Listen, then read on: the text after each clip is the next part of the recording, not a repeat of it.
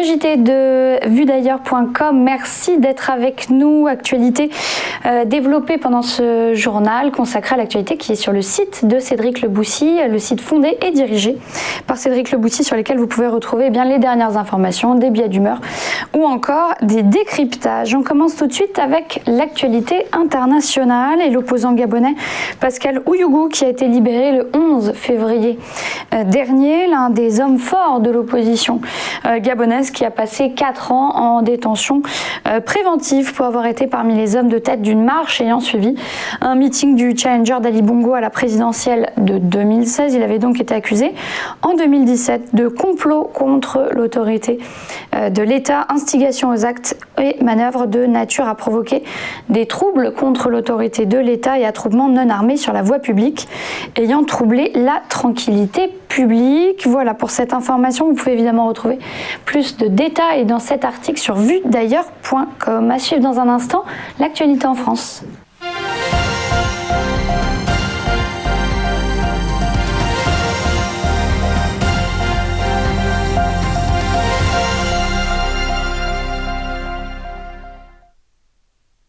L'actualité en France avec ce sujet sur le salon de l'agriculture. Il aurait dû ouvrir ses portes dès demain. Les agriculteurs sont cette année évidemment privés de cette vitrine annuelle parisienne et d'une lumière sur leur situation économique. Sans la mettre à terre, la pandémie n'a pas épargné l'agriculture française. Les plus touchés, ce sont certainement les viticulteurs et les producteurs de spiritueux. Les ventes en supermarché n'ont pas totalement compensé ce manque à gagner. La Fédération bovine de son côté a calculé et a publié ce chiffre. Le revenu moyen d'un éleveur de bovins est aujourd'hui de 700 € par mois. En cause, les prix pratiqués par les autres acteurs de la filière. La présidente de la FNSEA déplore d'ailleurs que les distributeurs ne prennent pas en compte l'augmentation des coûts de production et notamment la nourriture des animaux. Le blé et le soja augmentent fortement. Le ministre de l'Agriculture a du coup déclaré récemment que les contrôles dans les grandes surfaces vont être renforcés pour surveiller que la loi alimentation serait mieux respectée. Plus d'informations sur ce sujet sur le site de Vue d'ailleurs. À suivre dans un instant, l'actualité économique et sociale et notre interview de Didier Lebray. À tout de suite.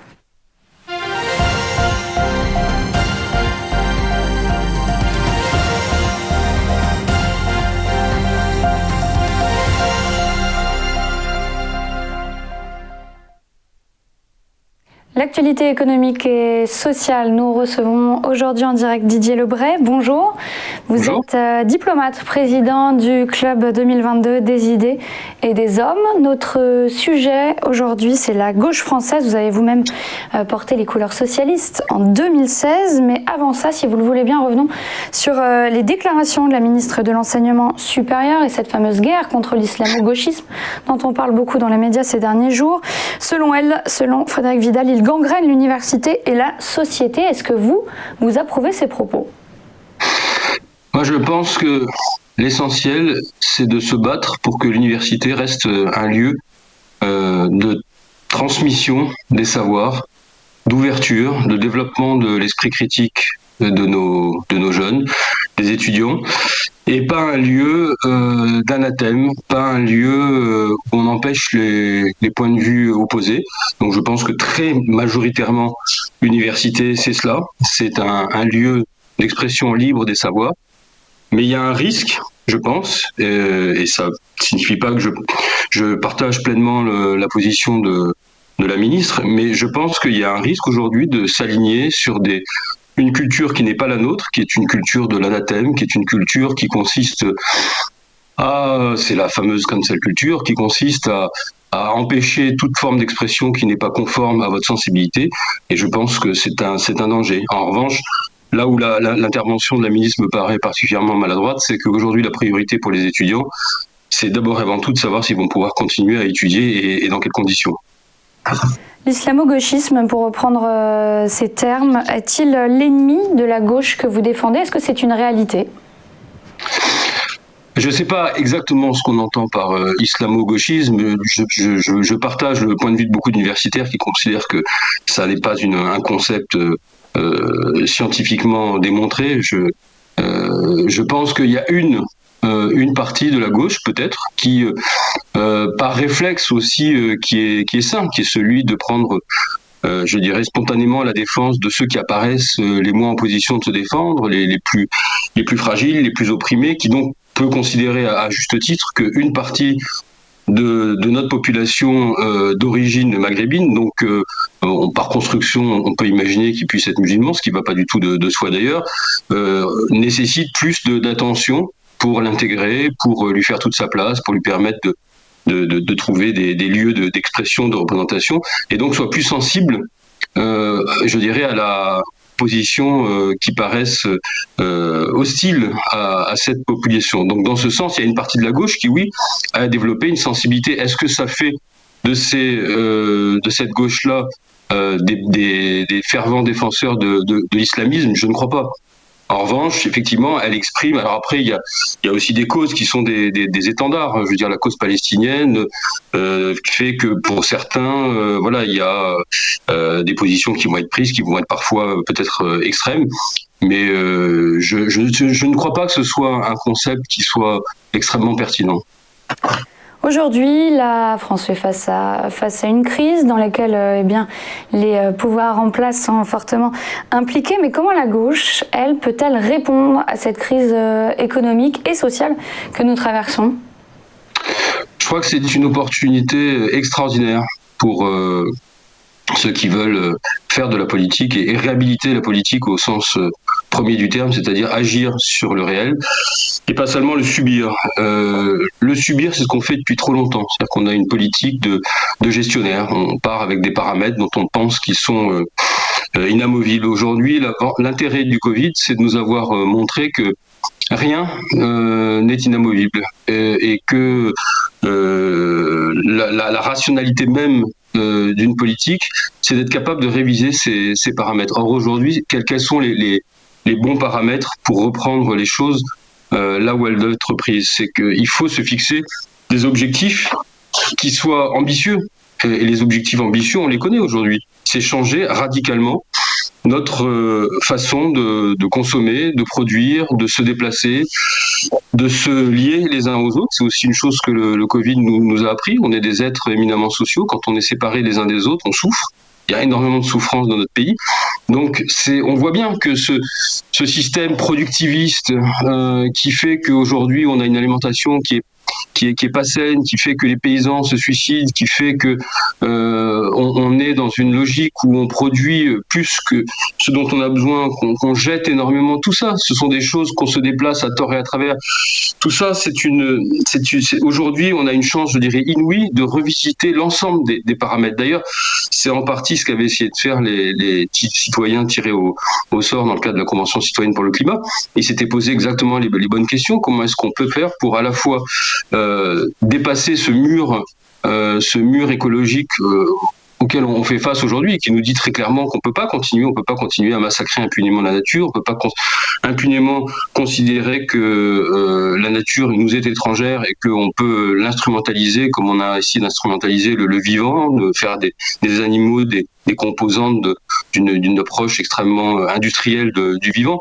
Tout ça, voilà, je pense qu'aujourd'hui, le vrai travail des politiques, c'est de s'atteler à une redéfinition de ce qu'il y a de ce qui ne va pas dans notre façon de vivre et de nous traiter les uns les autres. Quand vous dites les politiques, est-ce que ça doit passer par un parti? On sait que la gauche est divisée.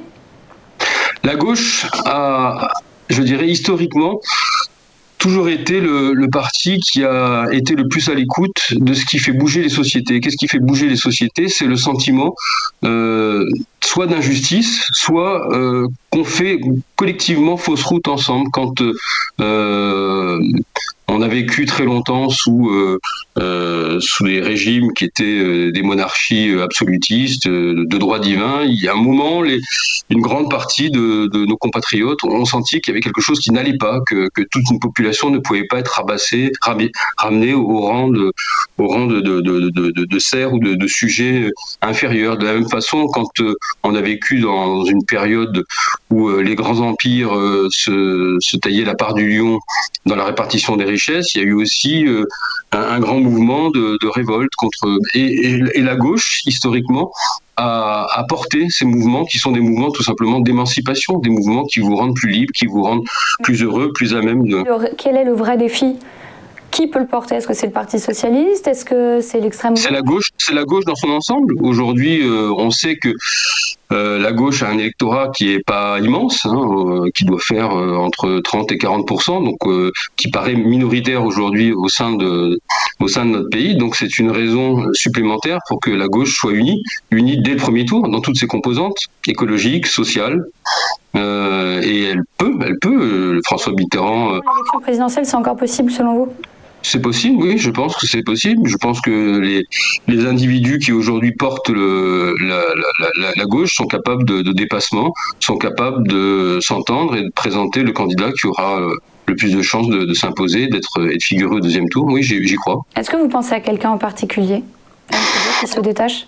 Je pense à personne et je pense que c'est un mauvais calcul que de se focaliser sur les personnes. Je pense qu'aujourd'hui, ce que font beaucoup de groupes de gauche, de think tanks, d'associations, des syndicats, qui forcent les candidats aujourd'hui à travailler sur des plateformes communes, à voir ce qui nous rassemble. Il y a beaucoup plus qui nous rassemble, qui nous divise. Et une fois que cette plateforme sera constituée, je pense que elle trouvera son incarnation naturelle. Aujourd'hui, vous savez, une campagne, ça se fait pas en un an et demi ou en 2 ans ou même en un an. Ça se fait, on le voit depuis les dernières élections. C'est en 3, 4, 5, 6 mois maximum que ça se décide. Donc voilà, on a encore le temps de trouver le bon candidat. Merci beaucoup Didier Lebret d'avoir répondu à nos questions. Merci d'avoir été l'invité de vuedailleurs.com. À suivre dans un instant l'actualité culturelle.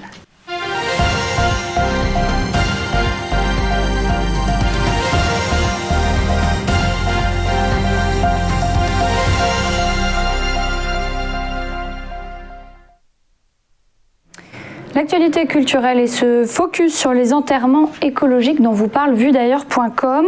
Ces enterrements utilisent des matériaux biodégradables pour réduire l'empreinte écologique. Alors contrairement à ce qu'on pourrait penser, les cercueils classiques ne sont pas bons pour l'environnement. En effet, le bois est souvent issu de l'exploitation intensive des forêts et subit des traitements à base de produits chimiques. Il existe donc désormais des cercueils en carton, en bambou ou encore en papier mâché. L'objectif est qu'ils se dégradent naturellement au fil du temps sans polluer les sols et l'eau. Il existe même également des urnes funéraires entièrement biodégradables fabriquées à partir de matériaux naturels comme le sable, le sel ou encore le carton. Voilà, merci d'avoir été avec nous. N'oubliez pas, toutes les informations que nous avons développées sont à retrouver en détail sur le site vuedailleurs.com. Merci d'avoir été avec nous. C'est la fin de ce live TV Finance. À très vite.